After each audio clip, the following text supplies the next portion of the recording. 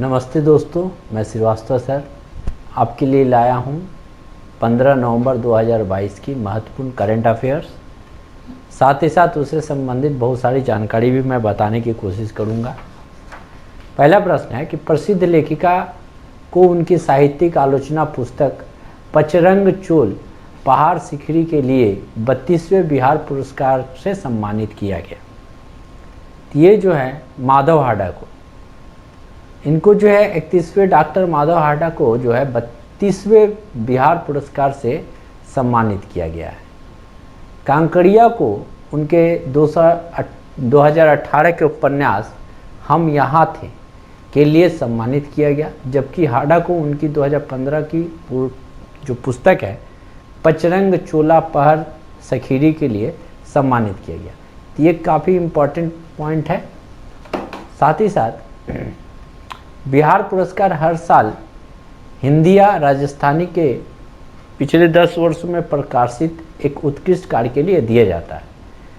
इसकी स्थापना जो है 1991 में की गई और इसके जो संस्थापक थे के बिरला फाउंडेशन द्वारा की गई थी।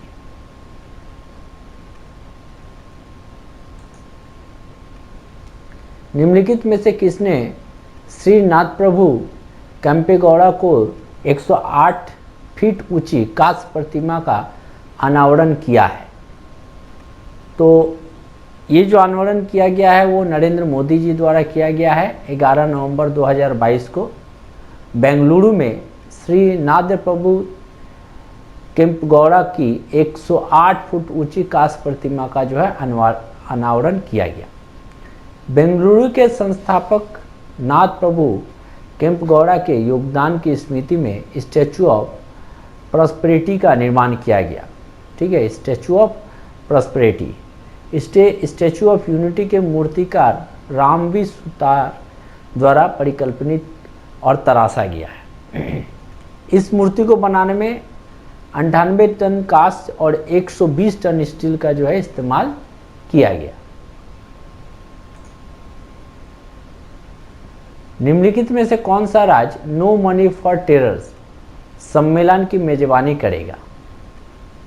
तो इसका जो मेजबानी करेगा नो मनी फॉर टेरर, ये नई दिल्ली। भारत सरकार 18 से 19 नवंबर को नई दिल्ली में नो मनी फॉर टेरर सम्मेलन का आयोजन करेगा।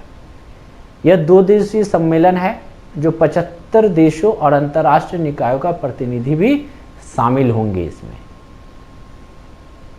Which edition of the India-US Economic and Financial Partnership meeting held in November 2022? तो ये जो है 9th सम्मेलन जो है यूएस का संस्करण और आर्थिक वित्तीय साझेदारी का बैठक आयोजित किया जाएगा। 9वां एक्चुअली में है क्या कि भारत अमेरिका की आर्थिक और वित्तीय साझेदारी की 9वीं बैठक का जो है 11 नवंबर 2022 में हमारी जो फिनांस मिनिस्टर है निर्मला सीतारमण और संयुक्त राज्य अमेरिका के ट्रेजरी सचिव डॉक्टर जेनेट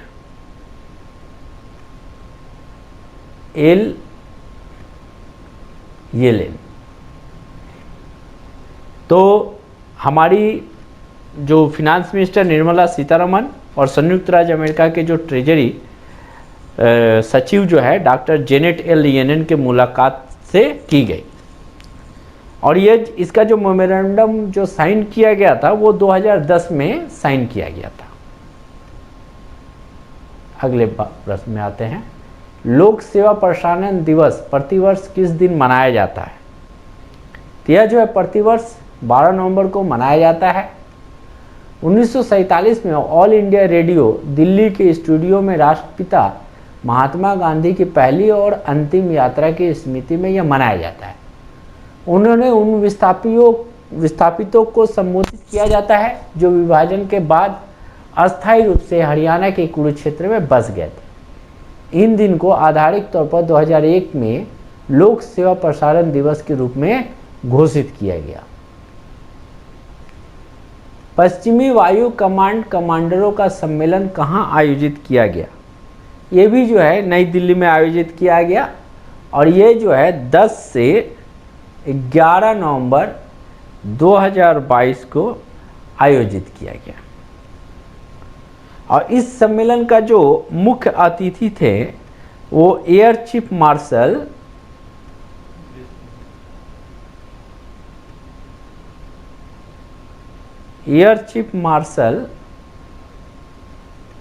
वी.आर. चौधरी थे।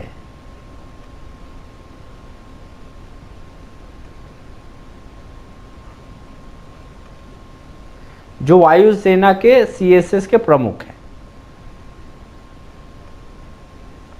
जनवरी 2023 में देश के बीच में सबसे लंबी रिवर क्रूज चलेगी। तो यह वाराणसी से डिब्रूगढ़ तक। इसमें है क्या कि केंद्र सरकार ने जनवरी 2023 को उत्तर प्रदेश की वाराणसी और असम के डिब्रूगढ़ के बीच में दुनिया के सबसे लंबी नदी क्रूज शुरू करने का प्रस्ताव रखा है। इससे संबंधित कुछ महत्वपूर्ण तथ्य देखिए। 50 दिवसीय क्रूज 10 जनवरी को बनारस से रवाना होगा और 1 मार्च को असम के डिब्रूगढ़ जिले के बोगीबिल पहुंचने से पहले कोलकाता और ढाका से गुजरते हुए 4000 किलोमीटर की जो दूरी है तय करेगा।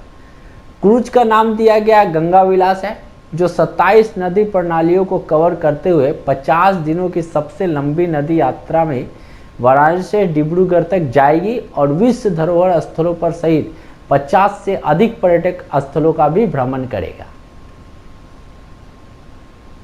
IBSA नेत्रहीन फुटबॉल महिला एशियाई एसोसिएशन चैंपियनशिप ओशिनिया चैंपियनशिप 2022 निम्नलिखित में से किस राज्य में आयोजित की जा रही है?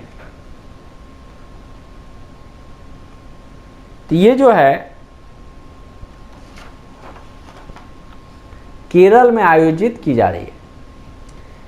केरल के जो राज्यपाल है आरिफ मोहम्मद खान ने 12 नवंबर 2022 को कोच्चि केरल में IBSA नेत्रहीन फुटबॉल महिला एशियाई ओशिनिया चैंपियनशिप 2022 का उद्घाटन किया और ये जो है 9 से 20 नवंबर तक जो है आयोजित रहेगा। International blind sports federation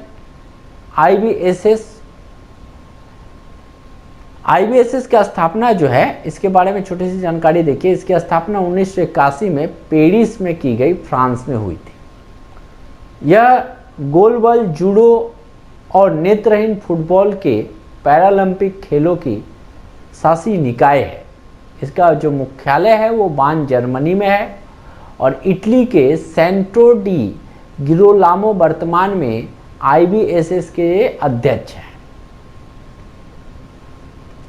London में आयोजित वर्ल्ड ट्रेवल मार्ट में किस राज्य की रिस्पॉन्सिबल टूरिज्म ग्लोबल अवार्ड मिला? तो ये अवार्ड जो है केरल को मिला है।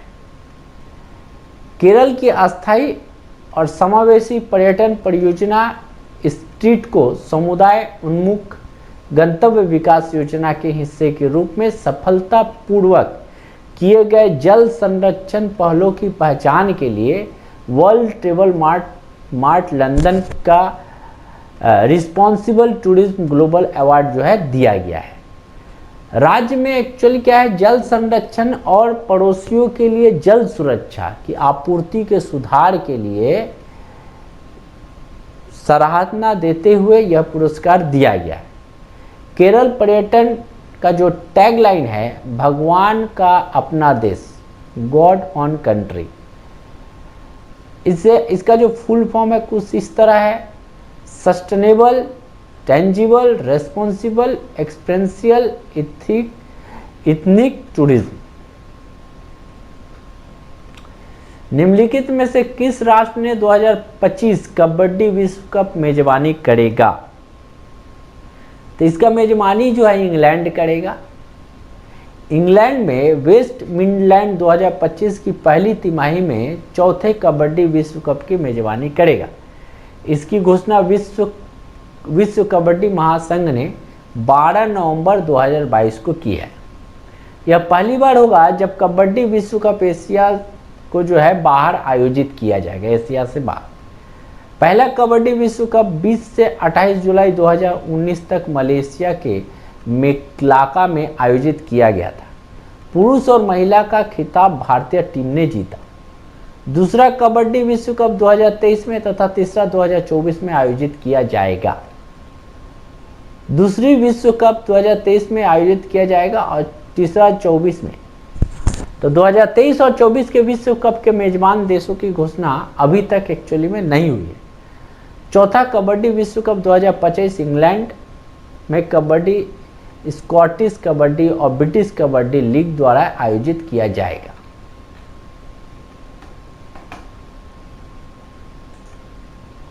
दो 2023 में खेलो इंडिया यूनिवर्सिटी की मेजबान कौन करेगा? तो उत्तर प्रदेश जो है इसका मेजबान करेगा 2023। उत्तर प्रदेश के 7 शहर इसका जो आयोजन करेगा। 7 शहर कौन कौन सा है? लखनऊ, गोरखपुर, वाराणसी, नोएडा। ये जो है इसका मेजबानी करेगा और ये मेजबानी जो है 2023-24 को मेजबानी उत्तर प्रदेश को दिया गया है खेलो इंडिया नेशनल यूनिवर्सिटी गेम्स के द्वारा। ये रहा कुछ महत्वपूर्ण प्रश्न। अगले प्रश्न पर आते हैं। प्रधानमंत्री नरेंद्र मोदी ने दक्षिण भारत की पहली वंदे भारत ट्रेन को हरी झंडी दिखाकर रवाना किया गया। यह ट्रेन कहां से कहां तक चलाई गई? तो यह ट्रेन जो है चेन्नई से लेकर के मैसूर तक चलाई गई। तो दोस्तों ये सारी की सारी काफ़ी महत्वपूर्ण करंट अफेयर्स है, इसको जरूर पढ़ें। जरूरत पड़े तो नोट्स करें।